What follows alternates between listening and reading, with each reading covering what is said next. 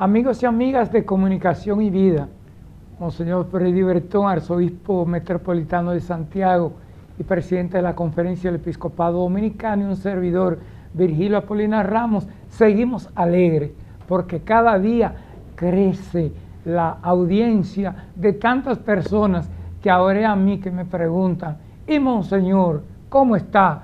Y yo respondo: bien, trabajando, escribiendo en su labor pastoral. Él lo dice, él lo dice, y yo respondo bien. Bien. Porque ya yo dije alguna vez aquí, Sí, que por donde quiera que voy, y Polo, y qué sé yo, dónde está Polo. a propósito, Como si residiéramos en la misma casa. Yo lo estoy pensando. Mira, pero te dije, Sí. Polo, que llama la atención, porque, bueno, en el camino te mencionaba, que incluso hermanos obispos nos encontramos y me hacen referencia al programa. Y ya lo dijo Monseñor Fausto Mejía una vez, Sí. que un padre le haga caso a otro padre, que un padre le haga caso a otro padre, decía Fausto, eso era para decir que él Sí. veía el programa. Monseñor Bello también. Pues gracias a Dios, ahí, ahora en la última reunión de los obispos, como 3 o 4, sin proponerse, llegaba uno aumentando el programa, el otro y el otro, pues bendito sea Dios que podemos compartir y que nos honran de esa manera. Y con la anuencia suya, porque es fiel con nosotros, mi hermana Teresa, empatado en San Francisco de Macorís. Empatado, más allá de La Peña, Pie de Plata y todas esas comunidades. Yo quiero muchísimo a Teresa, Sí.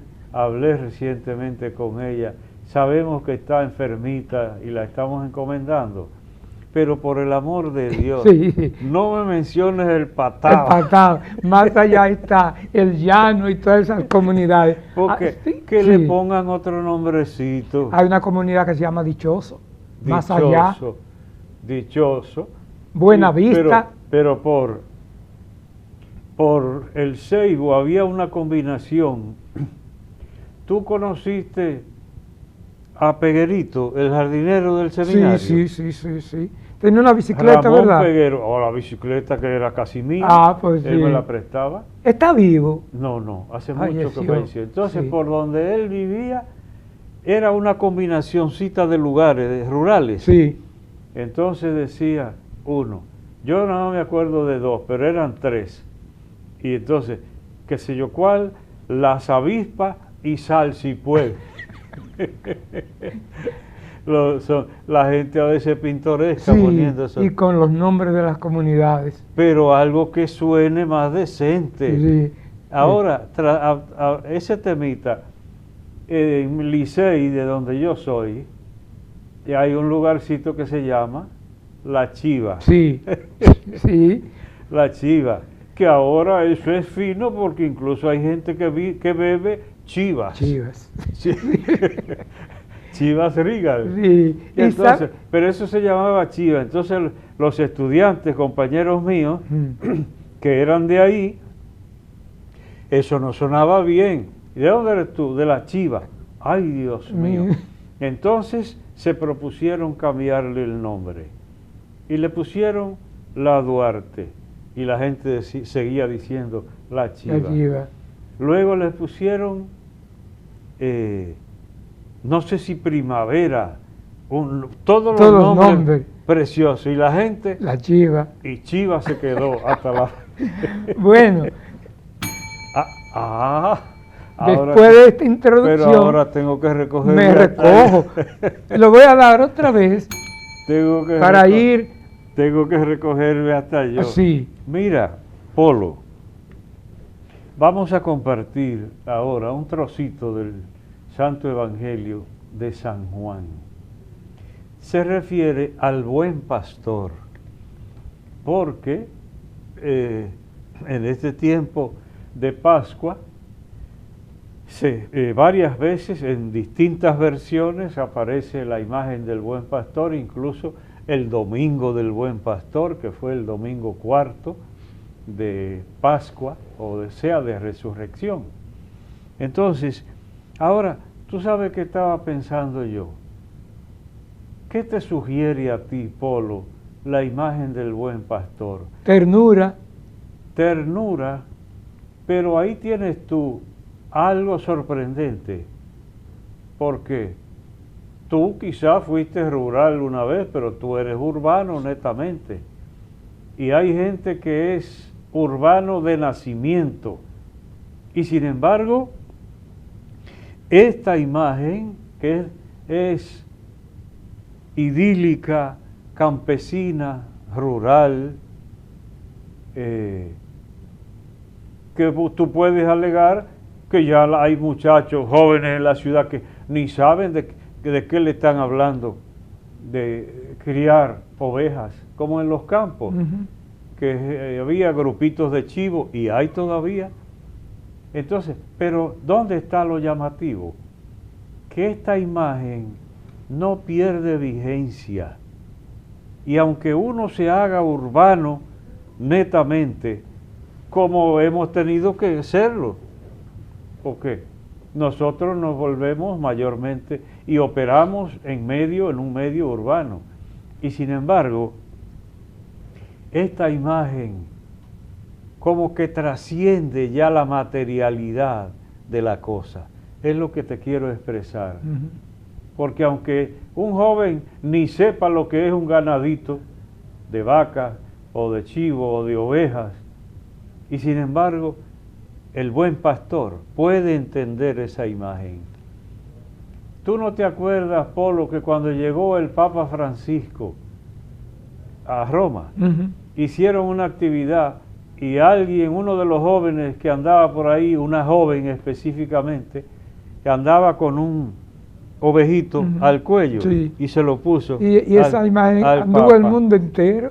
El Papa con esa imagencita de un ovejito en el cuello, como el pastor, el buen pastor. Entonces, eso es lo primero, Polo, que es una imagen sugerente, preciosa, para nosotros ni se diga.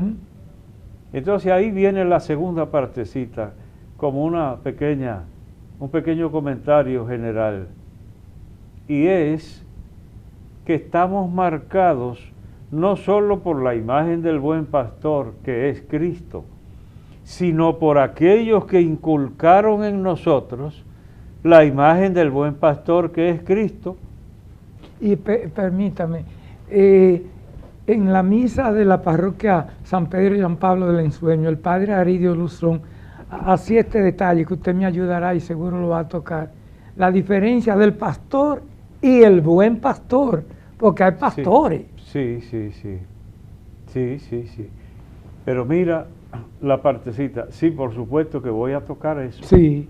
Pero mira lo que yo suelo decir, que por costumbre, y yo supongo que no solo mía, yo tengo los textos de la Escritura vinculados a personas. Sí. Y lo he dicho aquí también, lo he dicho en Comunicación y Vida, textos que me resuenan e inmediatamente me remontan a una persona que fue quizá el instrumento para que yo conociera esa palabra, o que me marcó oír cómo hablaba de esa palabra. Entonces, ahora, mira aquí, cuando decimos el buen pastor, uno piensa en personas, al menos yo, porque, por ejemplo, nuestros formadores, pon tú, Monseñor Flores, Monseñor Moya, y da la casualidad de que Monseñor también Fello, que nos formaron. Entonces, tú pasas a ver en ellos mismos la figura del buen pastor, y esperamos en Dios que otros la vean en nosotros también. Entonces, eso sucede con este texto. Primero, no pierde vigencia, aunque es una imagen totalmente rural, y sin embargo se ha redimensionado De modo que hasta el más recalcitrante de los urbanos le puede ser sugerente para interpretarla de algún modo. Y luego que la tenemos vinculada a personas concretas. ¿Cuáles? Las que nos explicaron esa imagen del buen pastor. Y en este caso yo he mencionado, pero ampliaremos un poquito, porque no es solo sacerdotes, como espero decirlo también. Bien, como es un texto tan conocido, ni siquiera tenemos que leer todo, porque ya uno casi se lo sabe de memoria. Yo soy, o sea, en aquel tiempo dijo Jesús, yo soy el buen pastor. Yo soy el buen pastor. Cosa rara, que el griego, que suele ser mucho más conciso para las expresiones, aquí el castellano se lo gana. El latín también suele ser muy preciso y a veces lo que se necesita en otro idioma, muchas palabras se dicen en latín con pocas palabras y en griego también, porque el griego y el latín son parientes muy cercanos. Entonces mira, yo soy el buen pastor en castellano. El texto griego que dice, ego eimi hopoimen hokalos. Dice el texto griego, ego eimi hopoimen hokalos. Mucho más largo. Y sin embargo en español, yo soy el buen pastor. Pero ¿cuál es el secretico que tiene? Que es una forma enfática que usa el griego. Ahí está lo del buen pastor. Porque no es, yo soy el buen pastor. En griego, ¿qué dice? Yo soy el pastor, el bueno. Así es. Ego eimi, yo soy. Hopoimen, el pastor. Hokalos, el bueno. Yo soy el pastor, el bueno. Como que se sepa que no es cualquier pastor. Esa es la forma que nos resulta como enfática. Porque en castellano, yo soy el buen pastor. No, yo soy el pastor, el bueno. Como si alguien quisiera enfatizar. No es que Cristo inventara eso, porque Cristo hablaba como lengua materna el arameo, pero el griego era la lengua franca de toda esa región en los tiempos en que nació y caminó Jesús en la tierra de Palestina o Israel. El buen pastor da la vida por las ovejas. Mira, Polo, yo no tengo pensado todo lo que voy a decir, tú lo sabías, pero mira lo que se me ocurre ahora.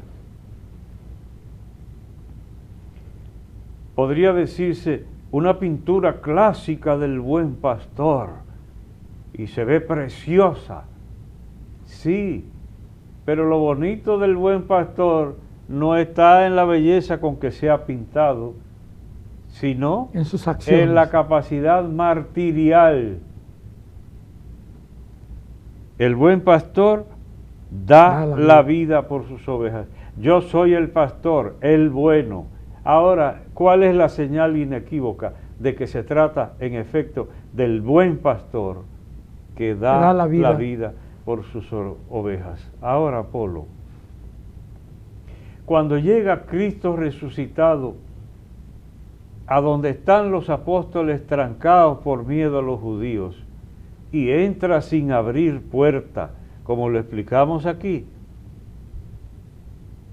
¿qué señales de identidad muestra Cristo? ¿La cédula o el pasaporte? No. Ve a ver si tú te acuerdas. Cuando entra Cristo, Shalom. La paz. La paz, pero lo dice 5 o 6 veces. Entonces, ¿ese es el saludo de Israel? Sí, pero hay un énfasis en que no es solo el saludo, es el don del resucitado. Y ahora, Bien, tan dudosos los muchachones, los apóstoles. ¿Qué muestra Cristo para que noten que es Él? El compartir el pan. No, acuérdate de Tomás. Ah, la incredulidad. ¿Qué muestra? Las heridas de los clavos y la herida del costado. Eso es lo que muestra. A mí eso me llama la atención tremendamente. Porque puede ser que llegue uno que muestre su carita. Sí. O que llegue otro y muestre la cartera o el estilo. O la ropa. Y Cristo lo que muestra son las señales del sufrimiento. Él es el buen pastor que da la vida, porque está dispuesto a sufrir hasta entregar la vida. Martirio. Ay, pero cuántas consecuencias tiene esto. Porque un gobernante que podrá exhibir delante de la población, por ejemplo, durante su ejercicio o después que te concluya su tarea como autoridad, ¿qué podrá exhibir? Sus obras. Las obras y también el sufrimiento que pasó en la entrega a la patria. Porque ¿qué es lo que más llama la atención de Duarte? Sí, desprendimiento, ideas, etcétera. Y luego sacrificio por la patria. Ni el dinero, esa noticia de Duarte devolviendo hasta los últimos centavos que administró. De la misión que le encomendaron. Escrupulosamente de la misión que le encomendaron. Entonces, ahora, mira, por ejemplo, en un hogar, y ya ahí no me voy a extender porque dime tú, pero yo digo, ¿qué puede exhibir una madre para ganarse el respeto de sus hijos? ¿La carita pintada? O que tiene las manos enteritas, hasta con sus uñas, que ni una esquinita se le ha partido, porque no da un golpe. Impecable. Eso es lo que ella va a mostrar. Para ganarse el respeto de un hijo, lo único que puede exhibir un padre y una madre es el sacrificio por esos hijos. Y el maestro, porque no, ni señor. siquiera el cariño, porque hay gente cariñosísima, Jesús Santo, sí, pero es nada más el allante, la apariencia. Pero una madre y un padre sacrificados, Polo, todo el mundo, profesor y maestro, como dice, sí. También, ¿cuál es la gloria de un profesor? Haberse sacrificado haciendo crecer a un joven o a una joven, es decir, educándolos, permitiéndole que ese joven se levante, a veces hasta de la pobreza, como hay casos, y luego se dé a respetar como un profesional. ¿Qué es lo que puede exhibir? El sacrificio. Y por eso la marca del buen pastor es la capacidad martirial. Sabe sacrificarse hasta entregar la vida. Y por eso es lo que es. Ay, Dios mío, pero ¿y si yo me llevo de hablar? Porque Polo, la doñita aquella que vino y me dijo, ayúdeme, monseñor, porque esa hija mía no ha querido nunca reconocerme como madre. Ayúdeme, monseñor. Y cómo no, para eso estamos. Tenemos que ayudar. Ese ejemplo para mí es clásico. ¿Cómo se me va a borrar? Cuando me entero que la mujer regaló la muchachita y salió a brincar por ahí y volvió enterita, pero la otra no la reconoce como madre. Y ayúdeme para que me... Y a esa fue que yo le dije, porque de atrevido, parece que eso es de nacimiento, sí. Polo. ¿Y entonces que usted le como yo he dicho, le dije, ¿y usted no considera que se le hizo un poco tarde ya para ganarse el cariño de esa hija? Yo soy fuerte. Sí, pero le digo la verdad. Entonces, porque si es una madre que se sacrifica, no tiene que venir a suplicarle que la reconozcan como madre, porque estuvo ahí. Y la hija, puede salir un hijo o una hija ingrato, ¿cómo no? puede salir. Sí, sí, sí. Pero yo digo que incluso los que en un momento de rebeldía salen ingratos, más adelante, según van adelantando en la madurez, Se dan cuenta. van reconociendo, van reconociendo. Entonces, mira, bien, pues para completar ya, nada más. Cristo entonces pone la diferencia. Ese es el pastor que merece el nombre. Y el otro, ¿qué será? Un asalariado, un mercenario. Le pagan y él hace su trabajo. No le importa. Eso sería hasta un poquito como los sicarios. Le pagan y él hace su trabajo. Ejecutan. Él hace su trabajo. Entonces, ¿tienen dolor por las ovejas los que son asalariados? No, porque con tal de que le den su dinero, no les importa. Eso sí, que las ovejas no conocen la voz de los extraños. La del pastor sí. Entonces, con tanta propiedad que habla Cristo, es el maestro. Porque ¿quién no puede entender esto? Señores, y hasta los animalitos, si es el de la casa que le habla, se acercan. Y si es un extraño, sale huyendo o le marcha si es un perro. Sí. Porque no reconoce los extraños. Así, el buen pastor es reconocido. Son animales las ovejas, pero saben distinguir entre el amigo y el enemigo, entre el que beneficia y el que perjudica.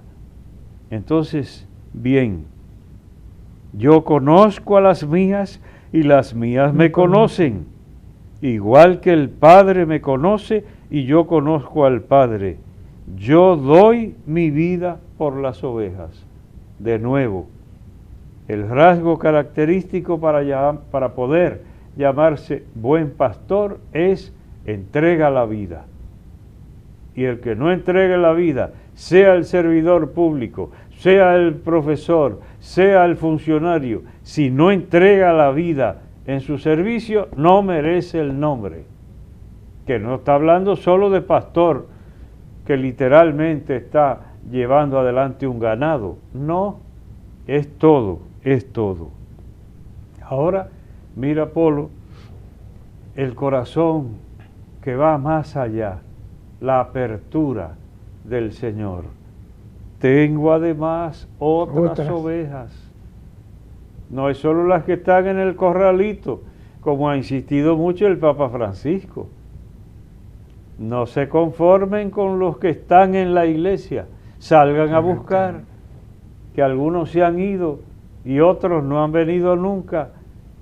Tengo además otras ovejas que no son de este redil. También a esas las tengo que traer, dice Cristo. Es la imagen perfecta del que quiera ser pastor. Entonces puede aprenderlo así. Y escucharán mi voz y habrá un solo rebaño y un solo pastor. Entonces, Polo, se termina con esto. Cualquiera cree que cuando se habla del buen pastor se está hablando de curas.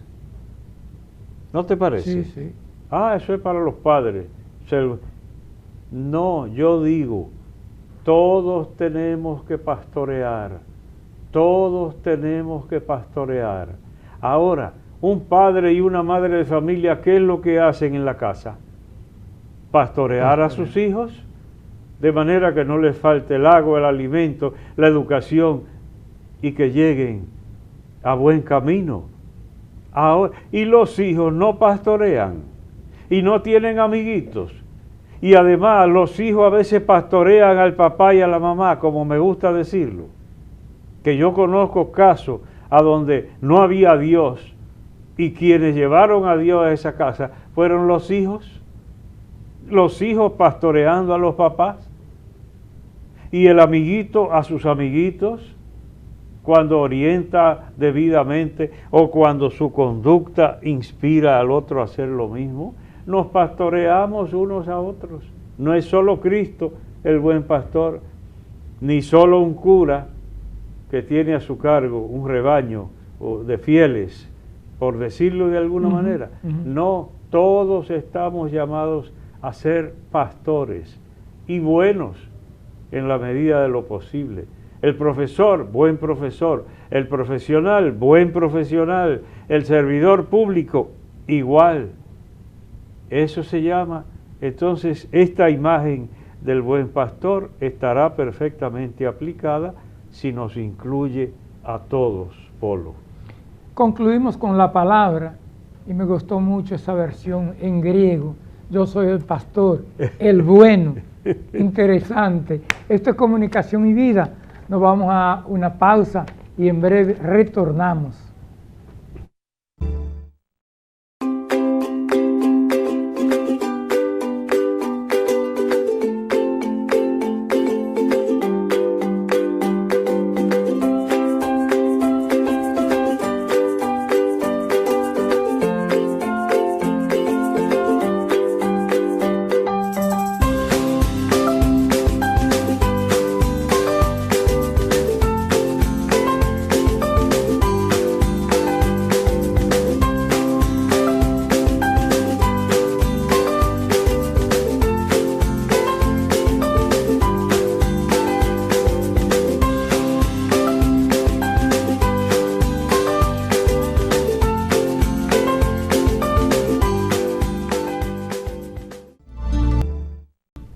Gracias por continuar con nosotros en Comunicación y Vida. Agradezco a todas las personas que durante la semana estuvieron hablándonos del espacio y a muchas personas también que lo ven por YouTube. Así que gracias de todo corazón. Después de la palabra, entramos ahora a la palabrita que tenemos. Bien.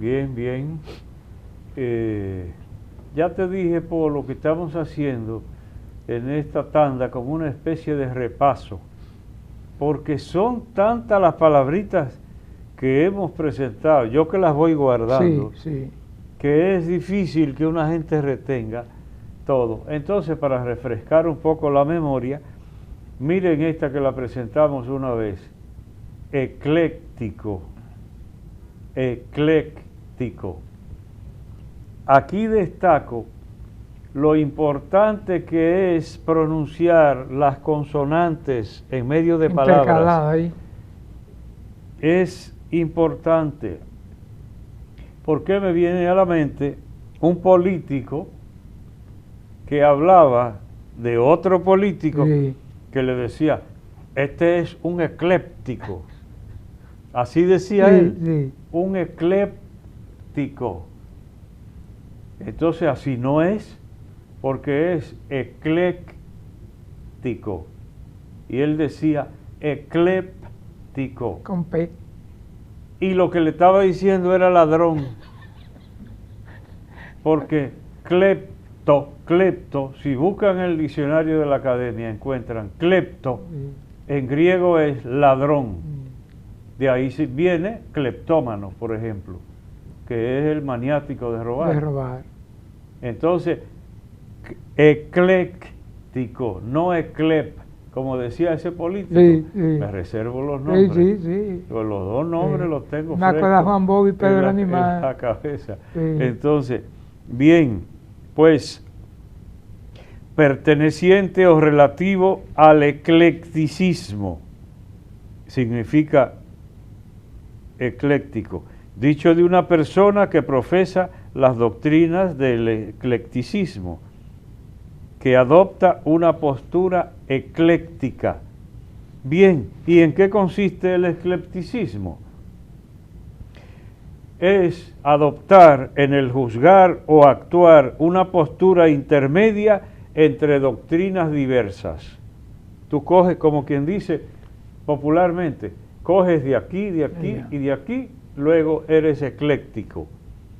Que no tomas solo de una fuente o de una doctrina, sino que tomas de doctrinas diferentes y haces una combinación.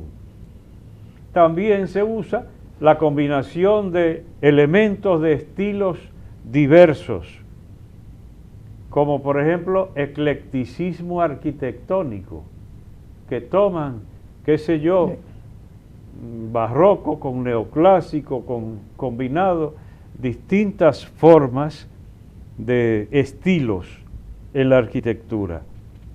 Y en cuanto a la filosofía, el eclecticismo es la escuela filosófica que procura conciliar las doctrinas que parecen mejores o más verosímiles, tomando de cada una también y formando una estructura doctrinal tomando de campos diferentes.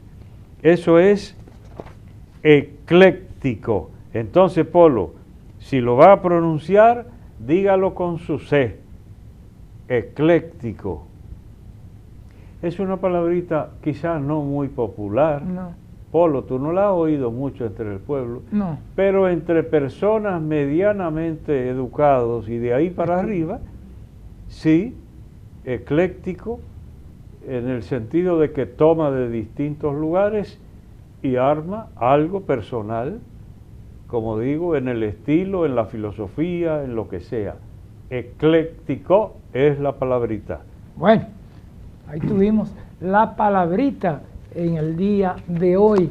Y ahora quiero compartir con ustedes esta explicación que nos dará Monseñor, porque en los últimos días escuchamos en la radio, en la televisión, en las redes sociales, que Monseñor Freddy Bertón renunció, y a mí me llamaban por todas partes, directores de medios, las redes sociales, para que yo le dijera qué pasó, y me llamaban hasta altas horas de la noche. Explíquenos, den un poco de cultura eclesial. Sí, cultura es la experiencia que me tocó a mí. ¿Es verdad? Porque yo llego tranquilo a mi casa en la nochecita. Sí. Y cuando me acuesto a dormir, se ha dicho, y cuando amanece y comienzo a ver la prensa. Está usted por todas partes, Ando yo como por el todas arroz partes, blanco. Dios mío, pero ¿y qué es esto? Yo acababa de mandarle al Papa Francisco la carta de renuncia. El día 3 de mayo fue eso. Sí. La carta está fechada 3 de mayo. Pues yo tuve hasta que llamar a la nunciatura diciendo que se filtró la noticia, que no fui yo, porque daba vergüenza acabar de entregar una cosa en la nunciatura. Que ya se sepa toda parte. Y podrían pensar que era yo. Y fue un hermano que se dejó sorprender en su buena fe y echó a correr la cosa, pero yo no sabía que eso tenía como tanta trascendencia. Fue la noticia del día, Monseñor. De hecho, será noticia cuando venga de Roma para acá, porque así es. Cuando el obispo cumple 75 años, así lo dice el derecho canónico, al obispo diocesano que haya cumplido 75 años de edad, se le ruega que presente la renuncia de su oficio al sumo pontífice, el cual proveerá teniendo en cuenta todas las circunstancias. Eso es lo que dice el canon 401, el párrafo primero del derecho canónico, que es el que rige la Iglesia. Canon 401, párrafo primero.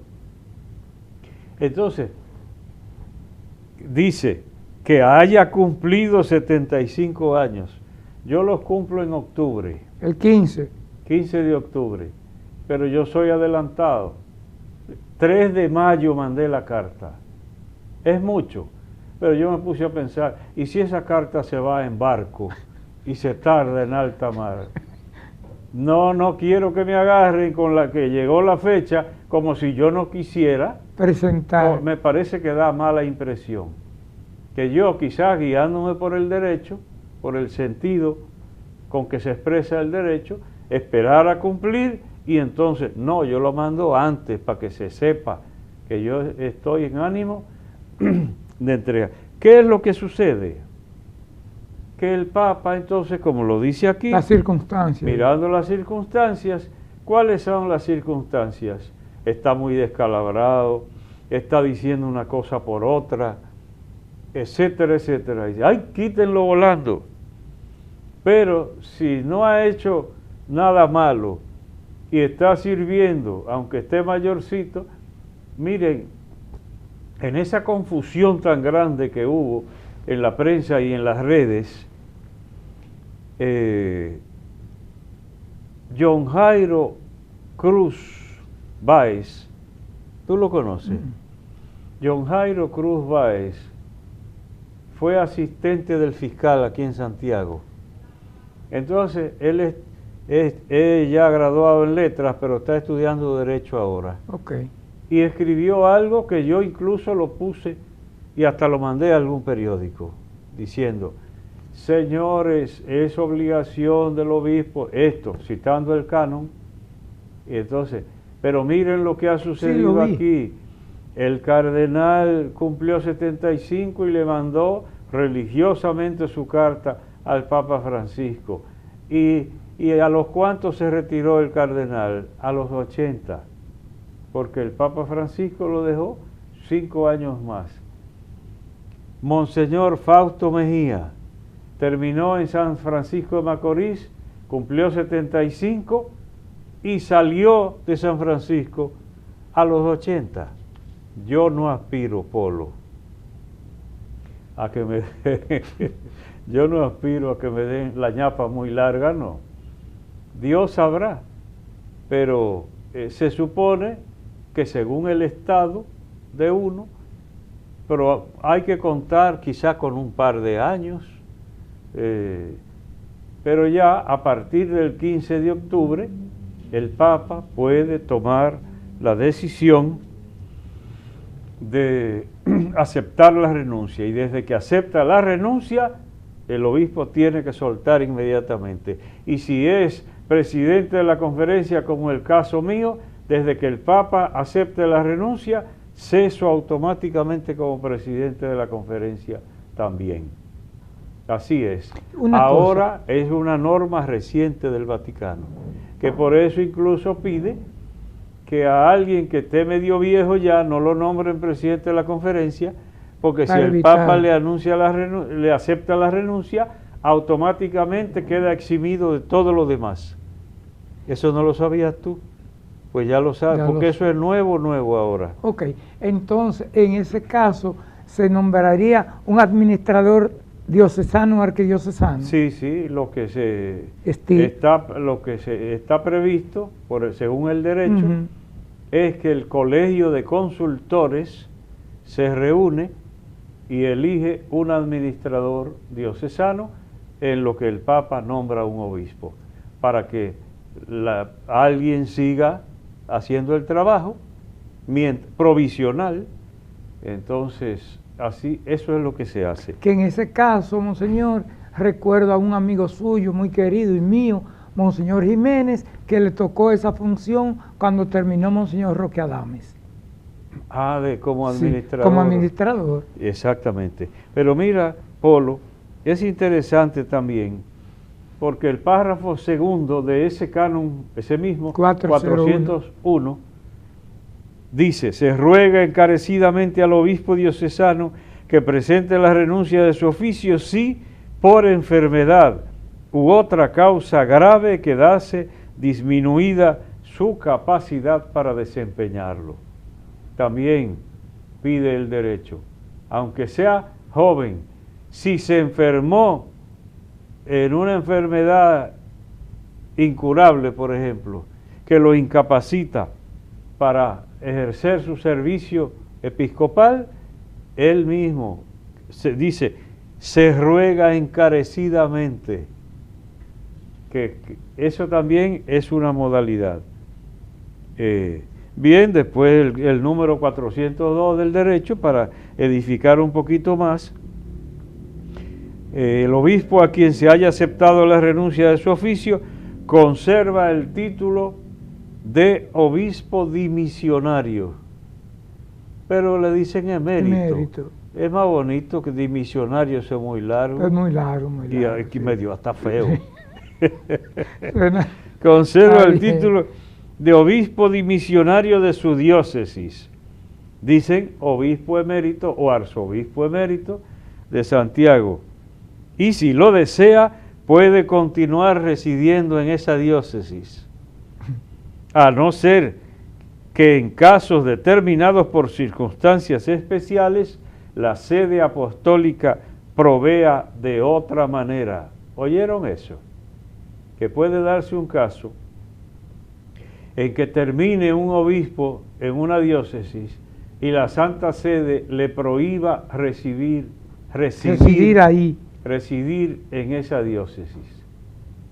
Bueno, Eso puede suceder porque supóngase que hay un hecho grave de escándalo o de lo que sea y la Santa Sede le dice debe irse a otro lugar por el bien de la Iglesia. Un último detalle, que es el segundo párrafo del número 402 del derecho canónico, que la Conferencia del Episcopado Dominicano debe cuidar que se disponga lo necesario para la conveniente y digna sustentación de lo... ¿Me conviene este pedacito? sí, que Del obispo dimisionario aquí en el país, gracias a Dios, eso no hace falta. Hay un solo ejemplo de obispo a quien la conferencia tuvo que asignarle una cuota. okay. Un solo ejemplo. Pero después nadie, la diócesis se encarga. Todos los que andan por ahí, que ya son bastantes. Entonces, gracias a Dios, porque lo dice, teniendo en cuenta que la obligación principal recae sobre la misma diócesis a la que sirvió. Es la obligación. Pero que la conferencia del episcopado vigile para eso. De todos modos, solo conozco un caso en que la conferencia tuvo y tiene una cuota asignada a un obispo. Lo normal es otra cosa, que él mismo prevea, como por ejemplo Monseñor de la Rosa. Sin embargo, la diócesis, por mencionar alguno, la arquidiócesis de Santiago se mantiene ayudando a su sostenimiento. Una cosa para terminar ya esta parte tan didáctica y muy explicativa. A usted le tocó cuando en Barahona usted fue administrador de la diócesis de Barahona. Sí, Sí. Durante 8 meses. Y, sí. Y Monseñor Fello en San Pedro de Macorís. Sí, Sí. sí, Sí. sí. Aunque por distintos Motivos. Lo de San Pedro fue mientras llegaba el obispo ordinario, que aquí llama diocesano, Sí. se llama también ordinario, Ok. el que está al frente de una diócesis. Y a mí me tocó en Barahona por la enfermedad de Monseñor Felipe. Ok. La enfermedad que se creía que no volvería jamás como obispo, de tan mal que se vio. Sí, recuerdo. Y sin embargo, miren dónde anda todavía. Sí. Después de salir de Barahona, fue nombrado administrador diocesano de San Pedro de Macorís, a la salida de Monseñor Osoria, y luego trabajando hasta la fecha. Hay cosas increíbles. Bien. Usted y yo que lo vimos jovencito. Más o menos. Más o menos. Más o menos. No te pongas tan No, viejo, no, Polo. no. Terminamos con esta parte. Qué interesante, Monseñor, todas estas aclaraciones. Usted como maestro, hoy fue su alumno ahí, y qué bueno. Y los amigos y las amigas aclarándonos todo esto sobre el canon 401. Tenemos ahora actividades, Monseñor. Sí, sí, sí, sí. Y yo le entrego, siempre a usted que me entrega a mí, sí. pero hoy me toca a mí entregar, le hago entrega de esta breve historia de Radio Santa María, escrita por un amigo suyo y mío que queremos, el padre José Luis Sáez, pero quien se lo envía es el padre Guillermo Perdomo, director de Radio Santa María, de Estudio 97.9 y de las escuelas radiofónicas. Así que ahí cumplí con usted. Mira, agradezco mucho al padre Guillermo, cómo no, aquí veo al padre muy sonriente, Sí. al padre José Luis Sáez. Sáez. Yo le tengo mucha gratitud al padre Sáez. No solo fue mi profesor, Mío también. sino que cuando yo iba a publicar el apellido Bretón en la República Dominicana, le pedí a él que me hiciera la presentación de ese libro en Baní. Escribió una cosa impresionante y fue bajo la tormenta Odette, Sí. que entró al revés, porque usted ve que todas vienen de este a oeste. Esta entró de oeste hacia el este y no hizo daño de brisa, sino de lluvia. Y bajo esa lluvia se fue a buscar y a llevar, pero valió la pena. El padre José Luis Sáez hizo una presentación magistral que yo la he recogido y la he insertado en otro de los libros que he publicado. Le tengo mucho agradecimiento y mucho aprecio al padre José Luis Sáez Ramo, uno solo, Ramo. Ramo. Sin la E. Porque aquí se usa Ramos. Yo pensé que éramos familia. Este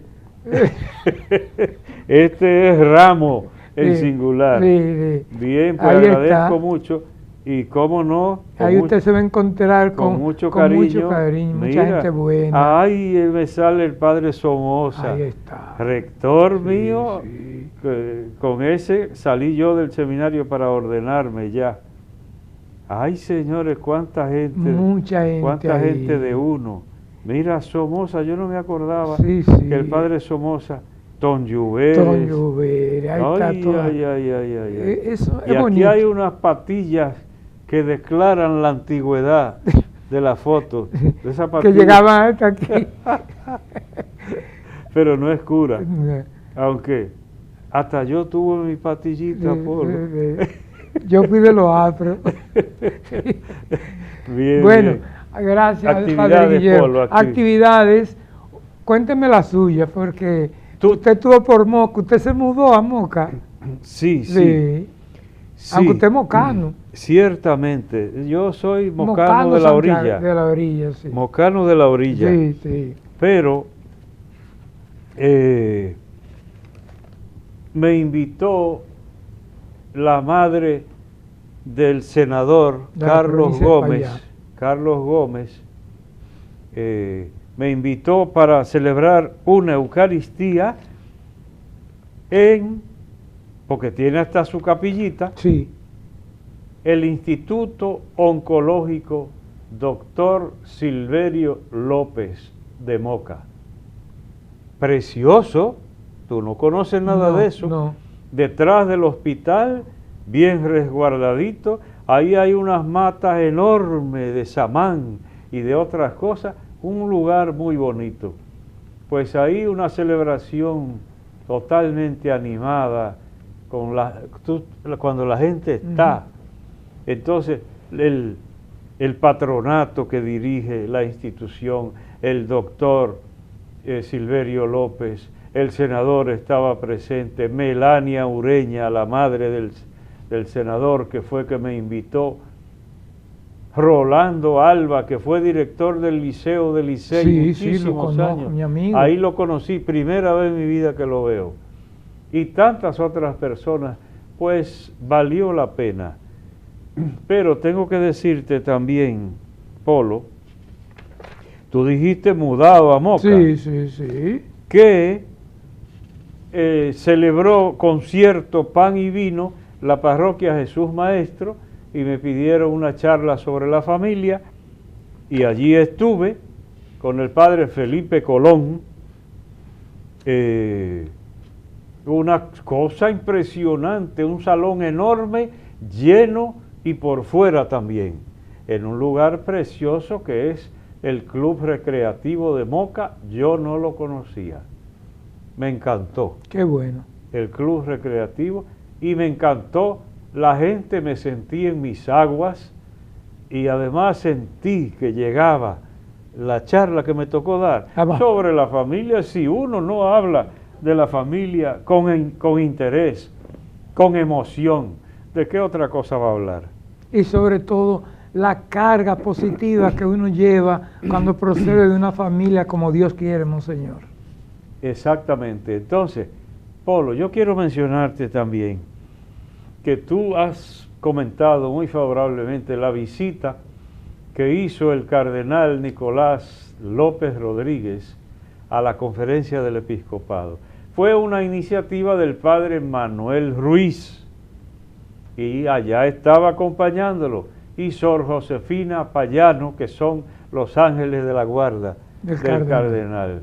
Y otras personas también los cuidan, pero ellos dos fueron acompañándolo a la sede de la conferencia. Ahí nos pueden ver todos los obispos.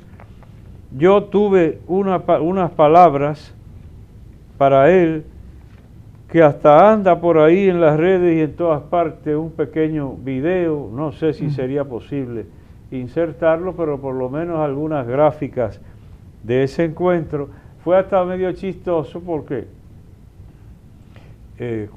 yo estoy dando las gracias por el gesto de fraternidad, de su visita, etcétera, etcétera, y digo, y nos comprometemos a mantener la oración, y entonces me acordé, y como el cardenal estudió en latín, sí. El cardenal estudió en latín, me acerqué y le digo, como se decía antes, oremus ad invicem. Yo comencé y dije, oremos, y dijo él, ad invicem. Es decir, y entonces nos reímos y todo. Se mostró muy animado porque está un poco afectado de Alzheimer, pero mantiene el vigor en silla de ruedas. Sí, ahí está. En silla de ruedas, pero una experiencia breve, pero muy bonita. Y debes tú saber que la gente en las redes lo celebró muchísimo. Qué bueno, qué bueno. Muchísimo, muchísimo. Yo tengo que agradecer también todo lo que dijeron en las redes cuando lo de la renuncia mía. Sí. Ahí dijeron cosas que no puedo ni mentarlas porque me tendría que ruborizar, tendría que ruborizarme de algunas cosas que expresaron ahí. Ay, cuánto cariño tiene la gente. Esto es comunicación y vida. Nos quedamos con más deseo de decir tantas cosas, pero será en otro programa, porque de hoy ya llega a su final, después de la pausa, con nuestra oración.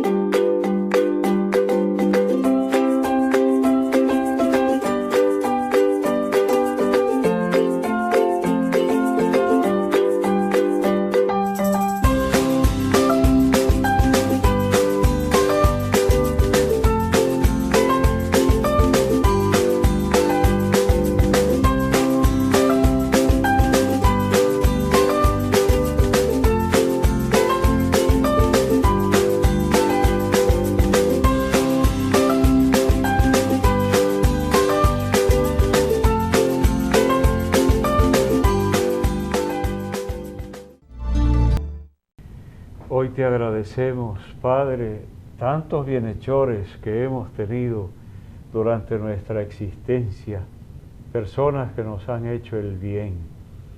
Y ahora quiero agradecerte especialmente toda la solidaridad que mostraron muchas personas hacia mí con lo de la noticia de mi renuncia por edad al arzobispado de Santiago. Muchas personas se expresaron. Cuántos buenos sentimientos. Desde que llegué a Santiago no he encontrado otra cosa sino personas que quieren hacerme la vida más llevadera, colaboradores, sacerdotes, diáconos, presidentes de asamblea, religiosos, religiosas y mucha gente que muestra simpatía, afecto. Estoy en deuda de gratitud y por eso pido, Señor, que tú bendigas a todas esas personas asistiéndolas en sus necesidades para que ellos puedan continuar haciendo el bien. A ti te lo pedimos, que vives y reinas por los siglos de los siglos. Amén. Gracias por acompañarnos. Estamos muy agradecidos de contar con su teleaudiencia. Nos encontraremos de nuevo en la próxima emisión de Comunicación y Vida.